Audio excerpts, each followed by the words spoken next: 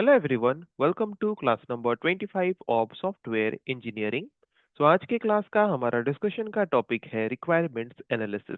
तो यहाँ पे हम पता करेंगे या फिर सीखेंगे कि what do you mean by requirements analysis, and इस रिक्वायरमेंट एनालिसिस फेज में क्या क्या हम डिफरेंट स्टेप्स फॉलो करते हैं रिक्वायरमेंट्स एनालिसिस करने के लिए, उसके बारे में भी आज की क्लास में हम डिस्कस करने वाले हैं। तो शुरू करते हैं डिस्कशन और जानते हैं कि फर्स्ट रिक्वायरमेंट्स एनालिसिस क्या है। So, requirement analysis is a key activity that follows the process of gathering requirements. Okay, so requirement analysis एक ऐसा इंपॉर्टेंट एक्टिविटी है सॉफ्टवेयर डेवलपमेंट प्रोसेस का, जो किसके बाद परफॉर्म होता है?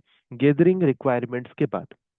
रिक्वायरमेंट्स जो भी हैं एक सॉफ्टवेयर प्रोजेक्ट को डेवलप करने के लिए, वो रिक्वायरमेंट्स गैदर होने के बाद उस रिक्वायरमेंट्स को एनालिसिस करने के लिए हम जिस एक्टिविटी को परफॉर्म करते हैं, उस एक्टिविटी को हम बोलते हैं रिक्वायरमेंट्स एनालिसिस। ओके, सो ये जो रिक्वायरमेंट एनालिसिस पेज है, ये किसके बाद परफॉर्म होता है, ये हमने अभी पता किया। किसके बाद परफॉर्म होता है? गैदरिंग रिक्वायरमेंट्स के बाद। मतलब जो भी रिक्वायरमेंट्स एक सॉफ्टवेयर प्रोजेक्ट को डेवलप करने के लिए हमें चाहिए, उनको गैदर करने के बाद, उनको कलेक्ट करने के बाद, नेक्स्ट एक्टिविटी जो हमें परफॉर्म करना होता है, वो नेक्स्ट एक्टिविटी हमारा क्या है? Requirement analysis. तो ये रिक्वायरमेंट एनालिसिस फेज या फिर रिक्वायरमेंट एनालिसिस एक्टिविटी में हम करते क्या है? During this phase the gathered requirements are carefully reviewed, refined and analysed.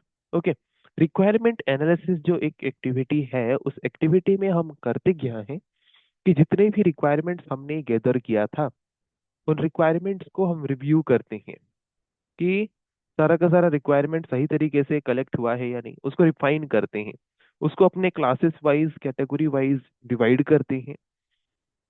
Then analyse करते हैं। एनालाइज करते हैं मतलब चेक करते हैं कि जितने भी रिक्वायरमेंट्स हमने गैदर किया है, वो क्लियर है या नहीं, कंसिस्टेंट है या नहीं, एम्बिगियस तो नहीं है, मतलब कंफ्यूजन क्रिएट करने वाला कोई इंफॉर्मेशन तो नहीं है, इनकंसिस्टेंट इंफॉर्मेशन तो कुछ नहीं है, ऐसा कोई इंफॉर्मेशन तो नहीं है ना जो कि हमें क्लियरली पता नहीं चल पा रहा हो।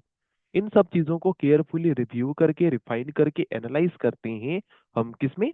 रिक्वायरमेंट एनालिसिस फेज में या फिर रिक्वायरमेंट एनालिसिस एक्टिविटी में। ओके, तो ये सब चीजें हम क्यों करते हैं रिक्वायरमेंट एनालिसिस फेज में? हम ये सारे एक्टिविटीज क्यों करते हैं? The main goal of this activity is to improve the understanding of the project. जो भी डेवलपर्स हैं, उनको प्रोजेक्ट के बारे में क्लियर अंडरस्टैंडिंग हो। वो अंडरस्टैंडिंग को इम्प्रूव करने के लिए हम एनालिसिस करते हैं। And ensure all requirements are well defined. और जितने भी रिक्वायरमेंट्स हमें हैं एक सॉफ्टवेयर प्रोजेक्ट को डेवलप करने के लिए, वो प्रॉपरली डिफाइंड है, वो प्रॉपरली गिवन है। इसको क्लियर करने के लिए, इसको एंश्योर करने के लिए हम रिक्वायरमेंट एनालिसिस करते हैं। तो आई होप इतना तो सबको समझ आ चुका होगा कि रिक्वायरमेंट एनालिसिस हम किस एक्टिविटी के बाद करते हैं, रिक्वायरमेंट एनालिसिस फेज में हम क्या करते हैं, और रिक्वायरमेंट एनालिसिस फेज का मेन गोल क्या है। ये रिक्वायरमेंट एनालिसिस एक्टिविटी हम मेनली क्यों परफॉर्म करते हैं, ये आई होप सबको समझ आ चुका होगा। So, as the main goal of this activity is to improve the understanding of the project and to ensure all the requirements are well defined. So, uh, we can say, so this process often involves interacting with the customer to clarify any uncertainty and prioritize the requirement. जबकि इस activity का main goal है कि जो भी हमारा project है उसका क्लियर अंडरस्टैंडिंग इम्प्रूव हो। जो भी टीम मेंबर्स हैं जो कि उस प्रोजेक्ट को डेवलप करने वाले हैं, और इस एक्टिविटी के थ्रू हम ये भी इंश्योर करते हैं, ये भी कंफर्मेशन करते हैं कि सारे के सारे रिक्वायरमेंट्स प्रॉपरली डिफाइंड है, प्रॉपरली गिवन है। तो उसके लिए इस प्रोसेस में हमें कस्टमर के साथ इंटरेक्शन करना पड़ सकता है, ये क्लैरिफाई करने के लिए कि अगर वहाँ पे कुछ अनसर्टेनिटी है, कोई इंफॉर्मेशन वहाँ पे अगर अनक्लियर है, एम्बिगियस है, तो उसको क्लियर करने के लिए हमें इस प्रोसेस में कस्टमर के साथ भी इंटरेक्ट करना पड़ सकता है। और कौन सा रिक्वायरमेंट वहाँ पे ज़्यादा प्रायोरिटी देता है, कौन सा रिक्वायरमेंट्स या ना होने से भी चलेगा। इन सब चीज़ों को क्लियर करने के लिए इस प्रोसेस में कस्टमर के साथ भी हमें इंटरेक्शन करना जरूरी पड़ सकता है। ओके। तो ये जो रिक्वायरमेंट एनालिसिस फेज है, यहाँ पे हम क्या करते हैं, रिव्यू करते हैं, रिफाइन करते हैं, देन एनालाइज करते हैं कि जितने भी रिक्वायरमेंट्स हमें एक प्रोजेक्ट को डेवलपमेंट करने के लिए चाहिए वो क्लियर है या नहीं, कंसिस्टेंट है या नहीं, और अनएम्बिगियस है या नहीं। ओके। तो इस प्रोसेस का मेन गोल क्या था? इस प्रोसेस का मेन गोल है कि प्रोजेक्ट के बारे में हमारा जो क्लियर अंडरस्टैंडिंग है वो इम्प्रूव हो, और उसके साथ ये हमें श्योरिटी मिले, ये हमें इंश्योर मिले कि जितने भी रिक्वायरमेंट्स हैं सारे के सारे रिक्वायरमेंट्स वेल डिफाइंड है, प्रॉपरली डिफाइंड है। और इस प्रोसेस के दौरान अगर कहीं पे लगे कि कोई भी इंफॉर्मेशन क्लियर नहीं है, कंसिस्टेंट नहीं है, तो उसके लिए हमें कस्टमर के साथ भी इंटरेक्शन करना पड़ सकता है।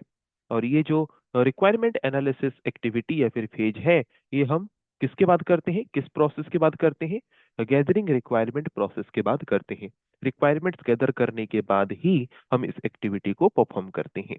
तो ये रिक्वायरमेंट एनालिसिस जो एक्टिविटी है या फिर रिक्वायरमेंट एनालिसिस जो फेज है, ये हम ये रिक्वायरमेंट एनालिसिस जो परफॉर्म करते हैं, जो भी रिक्वायरमेंट्स हमने गैदर किया उनको जो एनालिसिस हम करते हैं, मेनली 4 स्टेप में करते हैं। क्या है वो 4 step? Step 1 is, first we have to draw the context diagram, then we have to develop the prototype, then we have to model the requirements, then after only that we can finalize the requirement. Okay। ये analysis complete होने के बाद ये clear हो जाएगा कि एक project के लिए जितने भी रिक्वायरमेंट्स हैं सारे के सारे रिक्वायरमेंट्स वेल डिफाइंड हैं और प्रॉपरली गैदर्ड हैं। ओके। तो ये 4 स्टेप के बारे में अभी हम एक एक करके डिस्कस करेंगे। तो फर्स्ट स्टेप क्या है रिक्वायरमेंट एनालिसिस का? Draw the context diagram. तो ये कॉन्टेक्स्ट डायग्राम क्या होता है? नाम से तो ये पता चल रहा है कि ये एक विजुअल रिप्रेजेंटेशन है, ये एक सिंपल डायग्रामेटिक रिप्रेजेंटेशन है। So context diagram is a simple and visual way to define the boundary and interaction of the proposed system with the external world। इसको समझना जरूरी है, तो ध्यान से सुनना मैं अभी जो बोल रहा हूँ। कॉन्टेक्स्ट डायग्राम एक सिंपल ग्राफिकल डायग्राम है, एक विजुअल डायग्राम है। इस डायग्राम के थ्रू हम क्या डिफाइन करते हैं? एक प्रोजेक्ट का बाउंड्री, है कि नहीं? मतलब उसका लिमिट कितना है, स्कोप क्या है। okay, then interaction of the proposed system with the external world। External world मतलब क्या? Real life world. तो रियल लाइफ वर्ल्ड के किस किस तरह के एक्टिविटीज के लिए हम उस सिस्टम के साथ इंटरेक्ट करने वाले हैं। ओके। मतलब उस सॉफ्टवेयर को यूज करके हम एक्सटर्नल वर्ल्ड में क्या क्या एक्टिविटी परफॉर्म करने वाले हैं, उन सब चीजों को हम अगर एक डायग्राम के फॉर्म में रिप्रेजेंट करते हैं तो उस डायग्राम को बोलते हैं कॉन्टेक्स्ट डायग्राम। तो सिंपल टर्म में हम बोल सकते हैं कॉन्टेक्स्ट डायग्राम एक विजुअल रिप्रेजेंटेशन है प्रोजेक्ट का, जिसमें हम क्या डिफाइन करते हैं कि जो हमारा प्रोजेक्ट है, जो हमारा सॉफ्टवेयर सिस्टम है जिसको हम डेवलप करने वाले हैं, वो किस तरह के एक्टिविटीज के लिए रियल वर्ल्ड के साथ इंटरेक्शन करने वाला है, और उसका स्कोप कितना है, मतलब उसका बाउंड्री कितना है, लिमिटेशंस कितने हैं, कितने मतलब लिमिट के अंदर वो इंटरेक्शन कर सकता है। उन सब चीजों को हम क्या करेंगे, डिफाइन करते हैं इस डायग्राम के द्वारा। It identifies the entities, means it identifies the people, organization, system. Entities mean what? Entities means a real world object which has some property in the real world, उनको हम बोलते हैं entity। ओके। तो इस system के through हम किन किन एंटिटीज के साथ इंटरेक्ट करने वाले हैं और किस तरह के एक्टिविटी के लिए इंटरेक्ट करने वाले हैं, और उसका मैक्सिमम स्कोप कितना है, बाउंड्री कितना है, इन सब चीजों को अगर हम एक डायग्राम के द्वारा रिप्रेजेंट करते हैं तो उस डायग्राम को हम बोलते हैं context diagram. Okay. So this diagram helps everyone involved to clearly understand the scope of the system and its interfaces। तो इस डायग्राम के द्वारा कोई भी अगर इंसान है अगर देखेगा तो उसको इजीली पता चल जाएगा कि इस प्रोजेक्ट का स्कोप कितना है, बाउंड्री कितना है, कितना चीजें वो कवर कर रहा है, एंड इंटरफेसेस उसका क्या होगा, मतलब उसमें हमें क्या क्या यूजर इंटरफेसेस मिलेंगे, मतलब किस किस तरह के रियल वर्ल्ड इंफॉर्मेशन को एक्सेस करने का इंटरफेस हमें हमारे सिस्टम में मिलेगा, हमारे सॉफ्टवेयर में हमें मिलेगा, वो हमें इस कॉन्टेक्स्ट डायग्राम के थ्रू इजीली पता चल सकता है। यहाँ पे एक एग्जांपल के तौर पे मैंने एक डायग्राम यहाँ पे दिया है। जैसे कि सपोज हमारा एक सॉफ्टवेयर है, एक प्रोजेक्ट है स्टूडेंट रिजल्ट मैनेजमेंट सिस्टम। तो ये इस सिस्टम के द्वारा हम रियल वर्ल्ड के कौन कौन से एंटिटी के साथ इंटरेक्ट करने वाले हैं, उनके थ्रू क्या क्या एक्टिविटीज हम इस सिस्टम के थ्रू परफॉर्म करने वाले हैं, वो हम इस डायग्राम के थ्रू यहाँ पे रिप्रेजेंट किए हैं, देख सकते हो।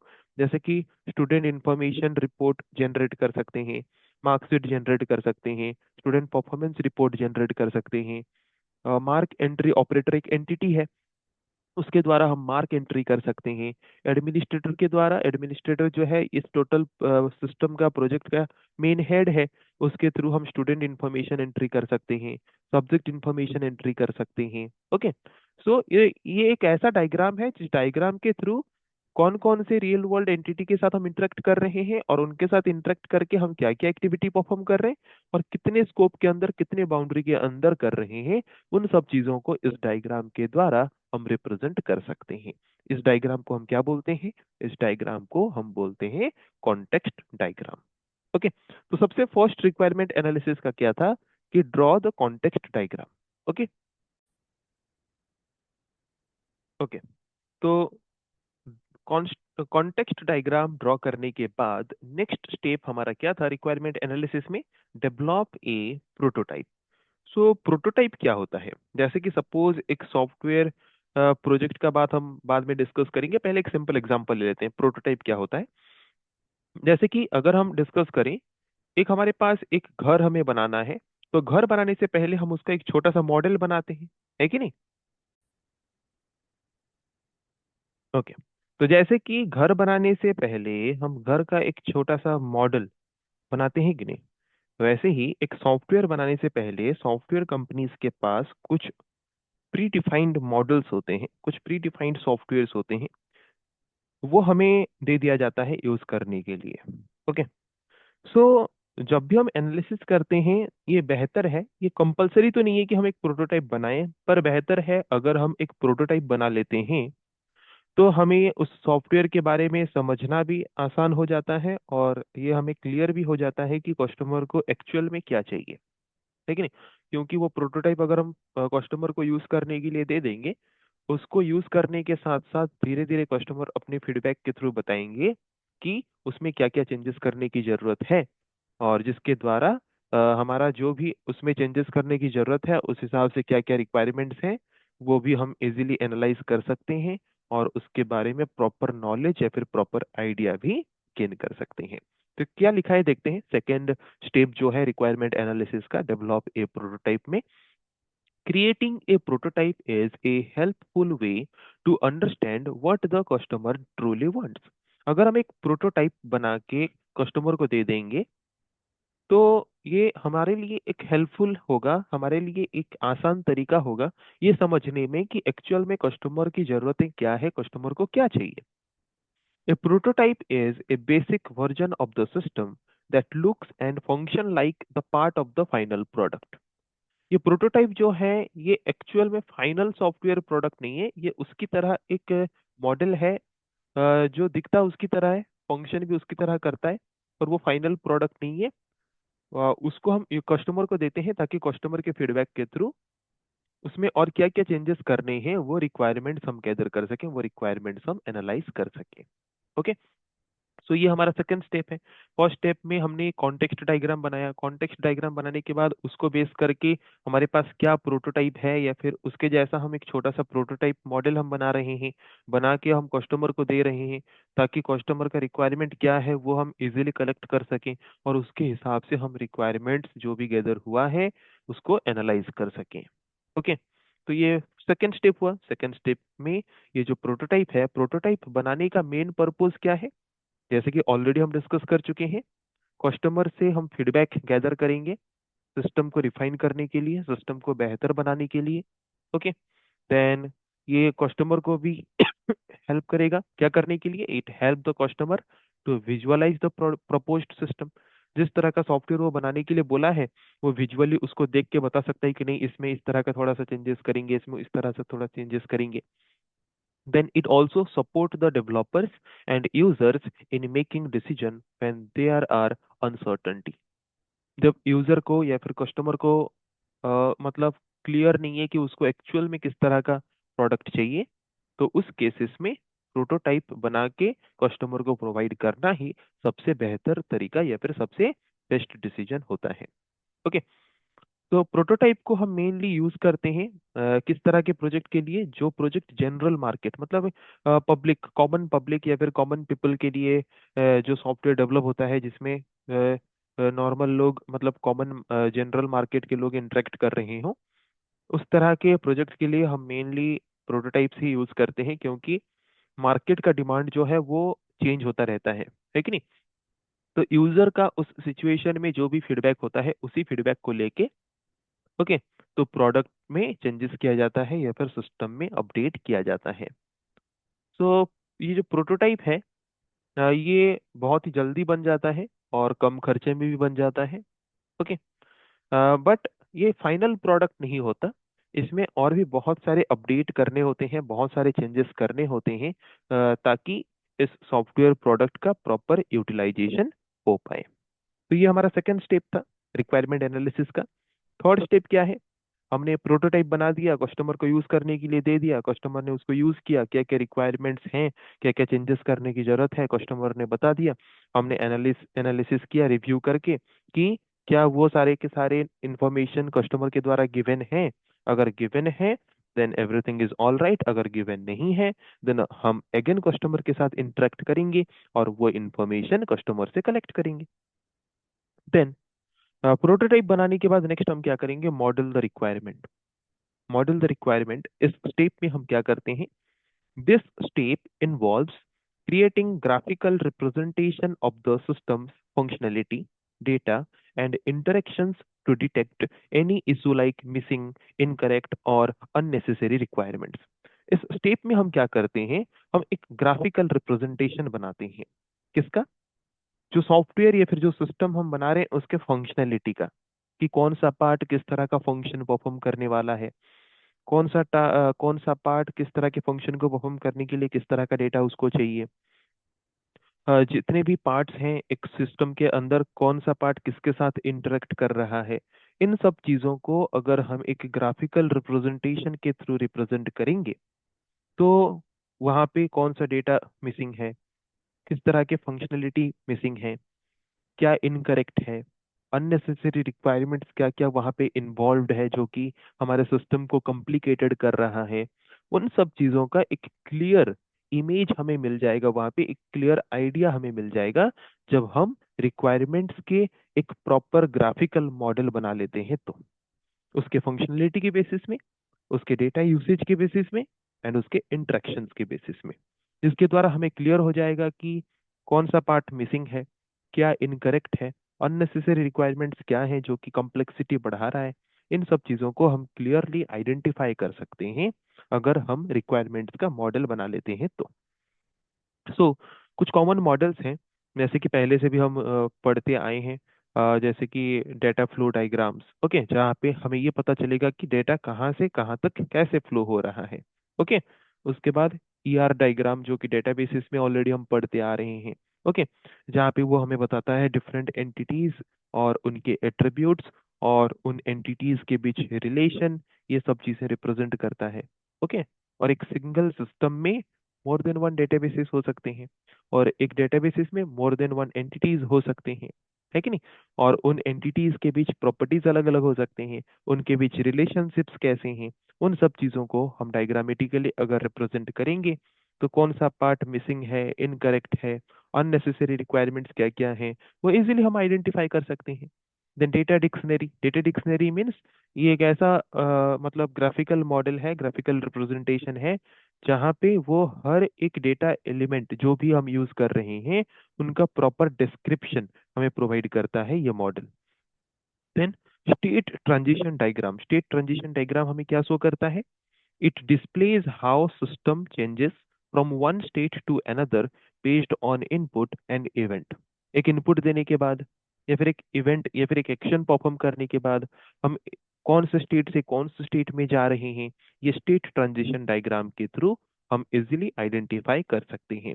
ये है डिफरेंट टाइप ऑफ मॉडल्स जिनके थ्रू हमें क्या क्या रिक्वायरमेंट्स हैं हम ये चेक कर सकते हैं, और जितने भी रिक्वायरमेंट्स हैं उनमें से कौन कौन से रिक्वायरमेंट्स मिसिंग हैं, कौन कौन सा रिक्वायरमेंट इनकरेक्ट है, कौन कौन से रिक्वायरमेंट्स जो कि अननेसेसरी है, नहीं चाहिए फिर भी यूज किए गए हैं या फिर गिवन है। ओके, इन सब चीज़ों को हम इजीली आइडेंटिफाई कर सकते हैं एंड रेक्टिफाई कर सकते हैं इन मॉडल्स के द्वारा, इन मॉडल्स को डिजाइन करके। Okay, so graphical models make it easier to identify and fix problems in the requirement। तो आई होप समझ आ गया होगा।